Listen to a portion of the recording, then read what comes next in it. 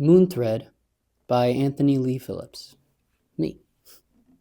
So,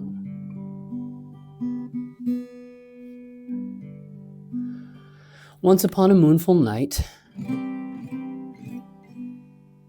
there was a girl who was an orc. She had gold slitted eyes and dark green skin. Her black hair, when light touched it, drank it in. And when she turned 11, she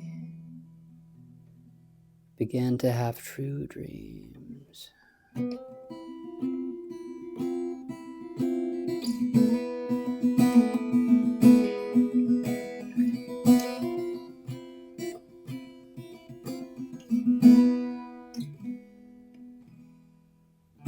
The circle turns.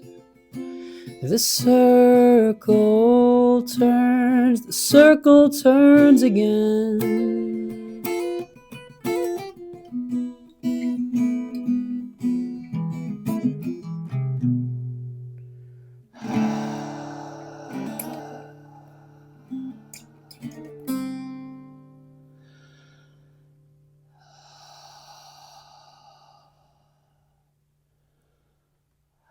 Half dreaming, half awake, she sees a boy. He's racing in between tall birches. She thinks. Not sees, she is. She is the boy, like always. Dry twigs crunch. His eyes are colorblind and hers are not. She feels his heart thump in her ears. Another true dream. She can feel the pull, the painful tug of each quick breath he breathes. He is hungry. He hunts tonight. He's playing hunter.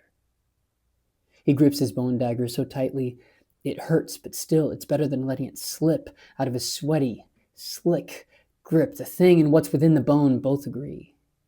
He sprints. Dry birches flit until he comes upon the creek. He stops and listens for it.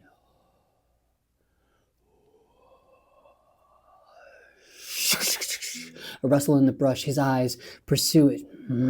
Hisses the dagger, and wincing, he goes after into bramble. Dry thorns prick. His shins sing when stung, but still he runs. It's not much use. He's quick, but not as quick as what he hunts. Not even close. Not even close. It's gone. Not fast enough, she hears him think. He gives a groan, and then the dagger hisses, harmonizing with the chill spring wind. But the dagger's hiss insists. He sighs, but grudgingly obliges it. He has holes in both his boots. She feels the wetness of the grayscale grass poking through with each and every hungry step he takes. It glows. It glows. The bone dagger glows as red as quenched revenge. She feels the red, but then slip. Careless. He turns far too fast. Slow motion fall. There goes his footing. He seems to hang, suspended in the air until the ground slams into him. He lands hard on big, braided roots. She feels the breath get knocked out of him. Only then does she feel his pain bloom. Dagger hisses. I know it did, he wants to scream, I know. But he can't even speak yet, and if he could, who would hear? I would, she dreams. He writhes and leers up at Mount Wraithwood. Hey, she thinks, I know that place. How did he get all the way to stop, he thinks aloud. He gets up, groaning, and rubs his sternum. Not a good pain. The hands that holds the dagger squeezes, but the dagger can't heal until it drinks. The dagger can't heal until it drinks. Fine, the boy shouts. The spirit grins. The girl goes hollow. The second time he says it quiet. Fine. No, thinks Nala. Defeated now, he lets please, she thinks, the spirit don't in. You moves with a new speed, so fast he gets lightheaded, and so does the dreamer. The world leans red. Each shadow seems to recoil away from red day's touch. Within a dozen hateful, hobbled breaths, he knows, she thinks again. He pins down some furry, don't do it, howling creature, please. And as the dagger flays, Nala's eyes snapped open. She blinked the bleariness away. She lay there in the dark, safe on her back in bed. Her heart was thumping in her ears. But all around her, the day was peaceful. Day, she thought. It had been day in her dream, her daymare. She shook it off and clenched her eyes shut. Just a dream, thought Nala. The last thing she had seen was the doomed creature's eyes, and it had been. Its eyes were just a dream. Nala's tusks were finally beginning to come in, which was more painful than she had expected it to be. Her gums were always sore, but now at least they were more like tusks. Before they'd just been long, thin teeth like cat fangs, wimpy, at least in her case.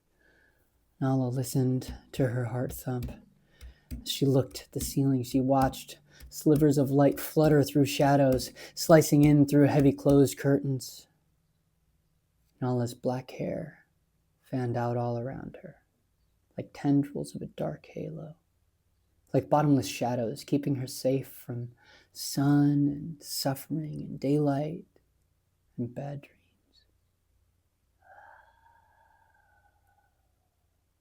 The warm wind rolled off of Mount Wraithwood, buffeting Nala's window.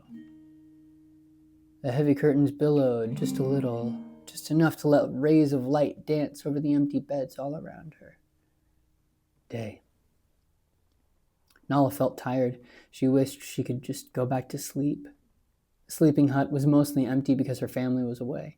It was just Nala and her grandma's small snoring. Hungry Day pried at the edges of the cottage's tall windows, but the meat of Day's harshness was held at bay by 3 huge curtains, old curtains, almost as old as she was.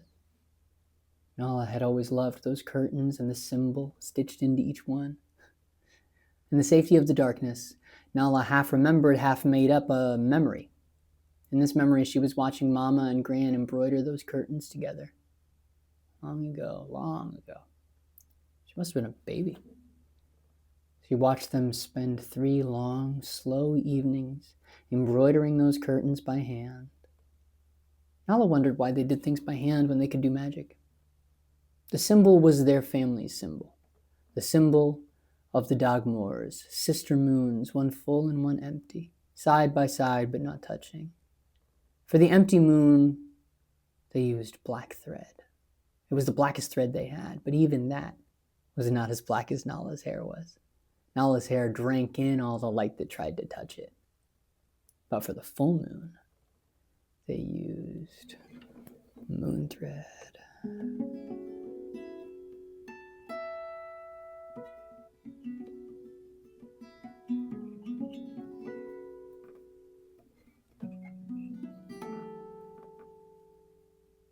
Moonthread was only made in Yorkshire.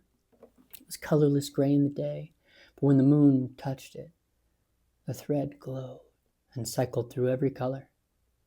Sometimes the colors went slowly, sometimes fast, like a hovering hummingbird. That was only when the moon touched it. It was day, so it was gray, and Nala's heart could not stop racing. Just a dream, Nala thought. Hummed her shadow, as if to say, you're safe. Breathe deep.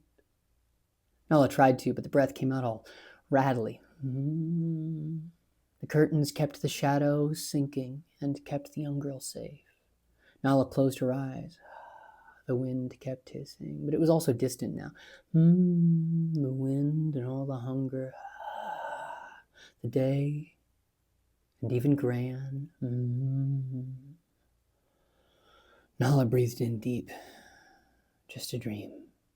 And let herself get heavy, and hoped she wouldn't